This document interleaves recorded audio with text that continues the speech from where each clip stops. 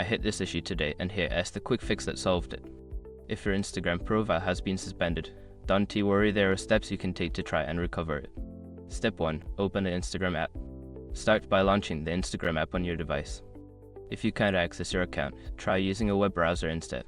Step 2. Request a review. On the login screen, enter your username and password.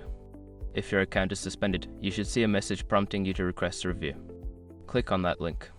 Step 3. Fill out the form.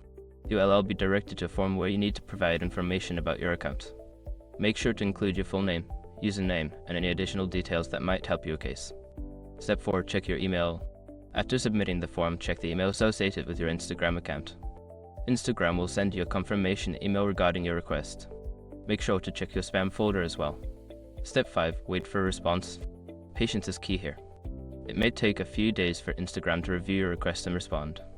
If you don't hear back in a week, consider submitting another request. Remember, recovering a suspended account can take time, so don't get discouraged. Good luck, and I hope you get your profile back soon.